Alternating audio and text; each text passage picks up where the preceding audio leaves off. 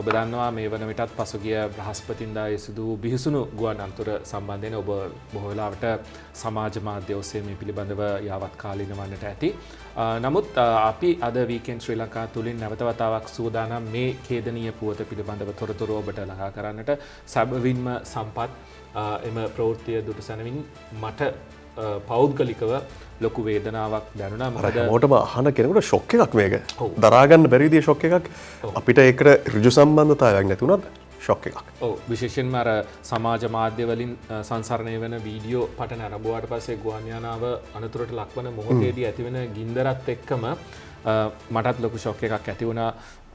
අයියෝ කියලා කියුණා. මොකද කොච්චර වුණත් ජීවිත අපේ අසල්වාසි රටේ වුණත් මගින් 243 දෙනෙකුට තමන්ගේ ජීවිත අහිමි වුණා.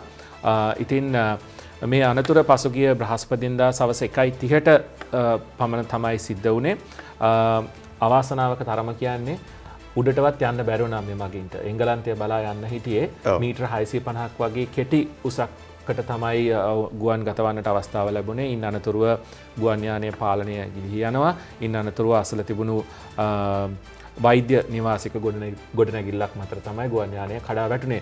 විශේෂයෙන්ම මාධ්‍ය වලින් සඳහන් කළ ආකාරයට දැන් අනාවරණය වෙන පරිදි දැන් සම්පත් මේක මෙහෙමනේ දැන් එංගලන්තයට යන්න අවශ්‍ය කරන තෙල් මේකේ ගබඩා වෙලා තියෙනවා. එතකොට බොහෝ වෙලාවට මේ පැය 10කට හරියන තෙල්.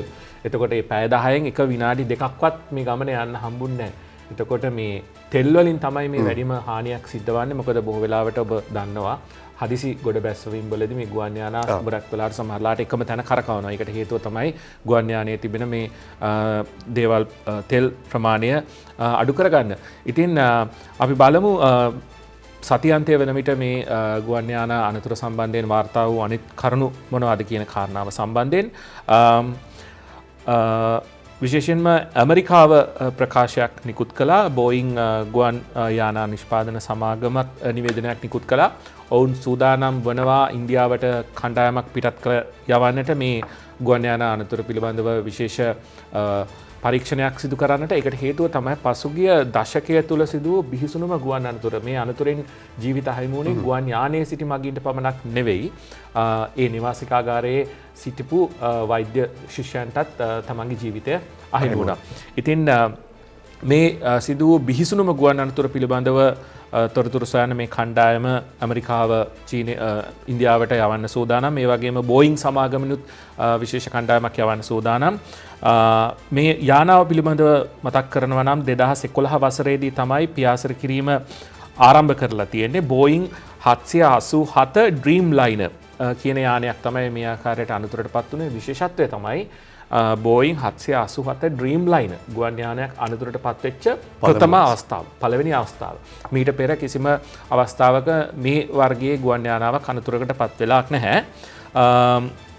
අද වන විට ගෝලීය වශයෙන් පියාසර කිරීම සඳහා එක් කර ඇති බෝයිං 787 වර්ගයේ ගුවන් යානා සංඛ්‍යාව 1148ක්. එතකොට මේ 1148න් එකක් තමයි මේ ආකාරයට අනතුරටපත් උනේ. කෙසේ හෝ වේවා ඇමරිකාවට අමතරව බ්‍රිතාන්‍යනුත් විශේෂ කණ්ඩායමක් විමර්ශන කටයුතු ආරම්භ කර තිබෙන බව තමයි සතියන්තය වන විට අපිට වාර්තා වුණේ. ඉතින් මේ ආකාරයට තමයි ඇත්ත වශයෙන්ම මේ සතියන්තය වන විට මේ ප්‍රවෘත්තියට අදාළව අප්ඩේට්ස් අපිට ලැබිලා තියෙන්නේ. අපි බලමු තවත් මොනවාද අපිට ලැබෙන අප්ඩේට්ස් කියලා. ඔව් මෙතෙන්දී තව ඉතාමත් මෙකනින් අපි කෙටියෙන් කාරණයක් කියාගෙන යමු.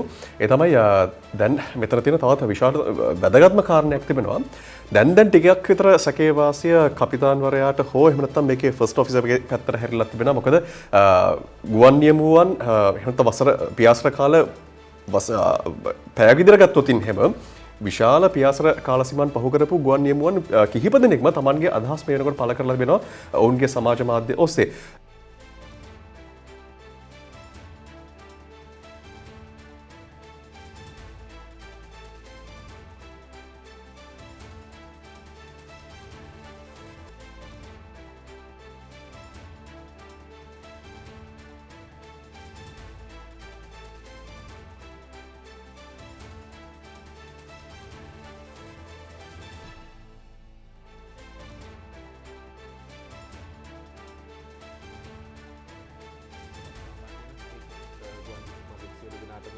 මගේ ජීවිතය අහිමි වුණා.